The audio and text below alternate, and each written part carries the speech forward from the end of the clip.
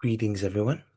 One of the biggest cybersecurity tragedies in Australian history, the precise financial service data breach of the year 2023, will be the subject of our video today.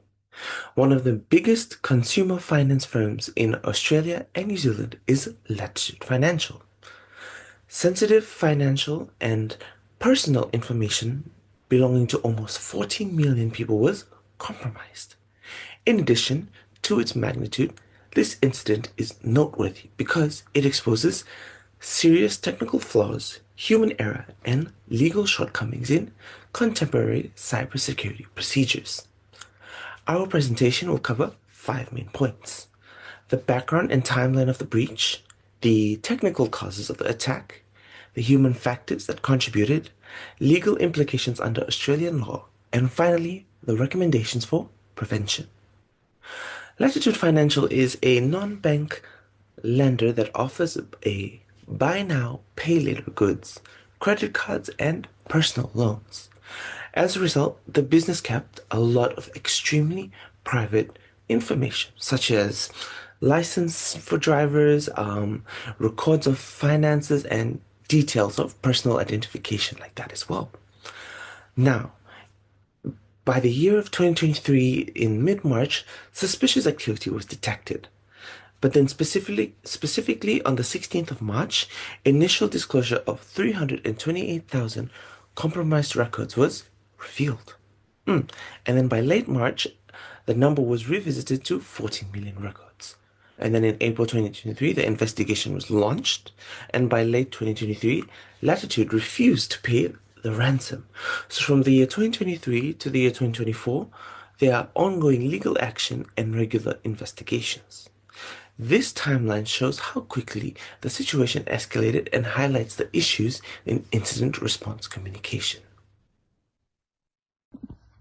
Hey guys, today I'll be talking about the Latitude Financial Data Breach, including how it happened, the key technical issues, and the lesson we can learn from it. So this breach was a credential-based attack, meaning attacker used stolen login details to access the system as well.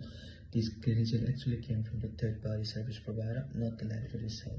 Once inside, the attackers were able to move across the system, access the sensitive information, and extract large amount of information as well. This is known as supply chain attack.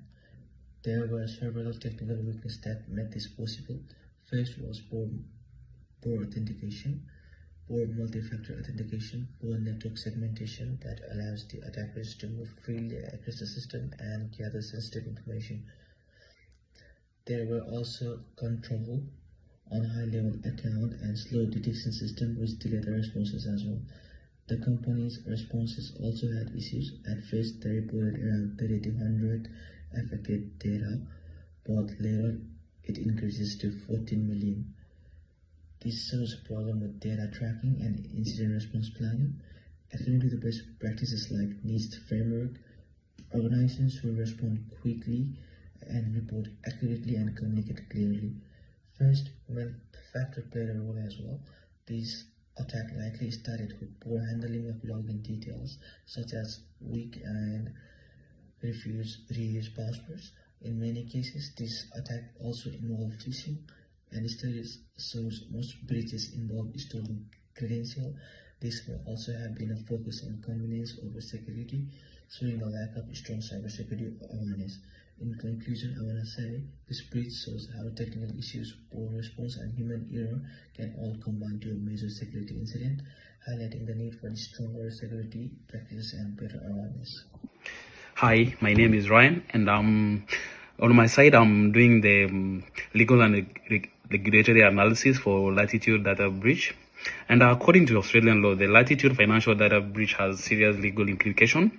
And the main legislation is the Privacy Act 1998, which includes the Australian privacy principles. And in these principles, requires organizations to take reasonable steps to protect personal information. And in the key issues is the case in APP 11, which focuses on the data security, and Latitude appears to have failed to meet the requirements due to the weak access control and inadequate system safeguard. And this allows unauthorized access to sensitive customers' data. Another concern is the data minimization, and which organization should only keep data that is necessary. However, Latitude retain a large amount of outdated customer information, which increase the impact of the breach. And the breach also fails under the notifiable data breaches scheme, which requires timely notification to affected individuals. And the delays in communication raises the concern about the compliance.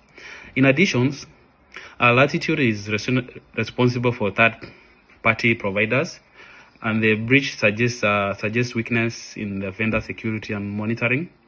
And overall, our group concludes that the incident constitutes a clear breach of Australian law.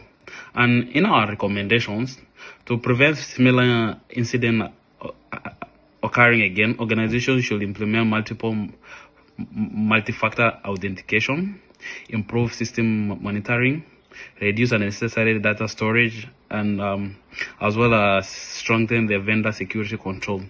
In conclusion, this case highlights that the cybersecurity is not just a technical issue, but also a legal and organization responsibility.